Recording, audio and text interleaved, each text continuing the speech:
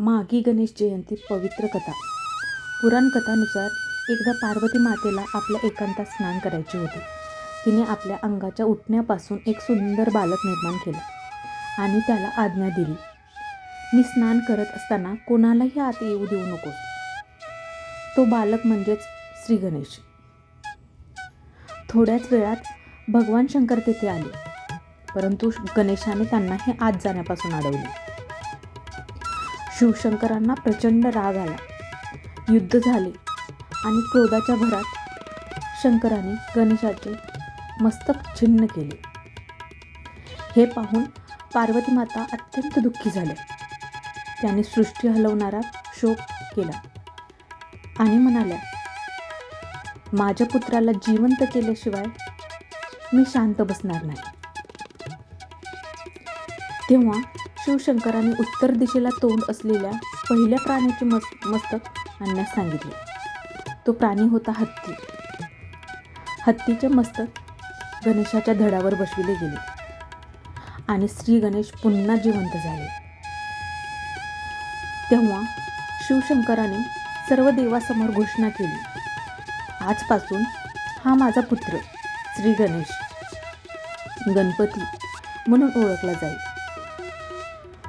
कोणतेही शुभ कार्य याच्या पूजेशिवाय पूर्ण होणार नाही. अशा प्रकारे श्री गणेश प्रथम पूज्य झाले. पुराणामध्ये सांगितले आहे की हा प्रसंग माघ महिन्यातील शुक्ल पक्ष चतुर्थीला घडला. म्हणूनच हा दिवस माघी गणेश जयंती म्हणून साजरा केला जातो. माघी गणेश जयंती म्हणून साजरा केला जातो. माघी गणेश जयंतीचे फल असे मानले जाते की या दिवशी मनापासून केलेली पूजा, जप व उपवास किंवा गणेशाचे नामस्मरण आपल्या जीवनातील अडथळे दूर करते, बुद्धी व विवेकता वाढवते, संकटापासून संरक्षण देते, घरात सुख समृद्धी आणते.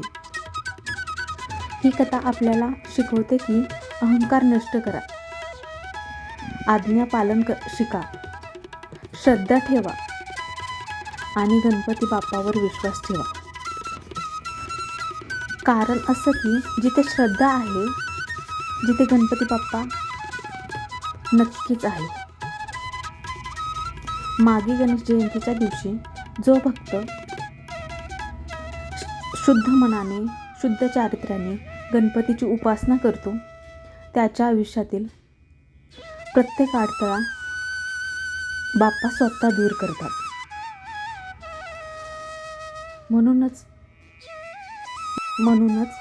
माघी गणेश जयंती प्रत्येकाने साजरी केली पाहिजे. आपल्या इच्छा मागेल तेव्हा बाप्पा पूर्ण करतो. पूजा कशी करावी तर पहाटे स्नान करून स्वच्छ वस्त्र धारण करा. गणपती बाप्पाची मूर्ती किंवा फोटो स्थापन करा. दुर्वा, लाल फुले, मोदक अर्पण करा. ओम गण गणपती नमो नमः या मंत्राचा 108 वेळा जप करा. या दिवशी गणेश अथर्वशीर्ष पठण करणे फार लाभदायक ठरते, तर तुम्हीसुद्धा पठण करा. माघी गणेश जयंतीचा उपवास केल्याने संकटापासून मुक्ती, घरात सुख शांती, आर्थिक अडचणी दूर होतात. काही भक्त चंद्र दर्शन टाळतात. ही एक पारंपरिक श्रद्धा आहे.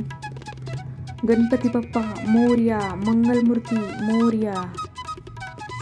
ही कथा आवडली असल्यास लाईक करा, जास्तीत जास्त शेअर करा आणि असेच नवनवीन व्हिडिओ पाहण्यासाठी चॅनलला सबस्क्राईब करा. धन्यवाद.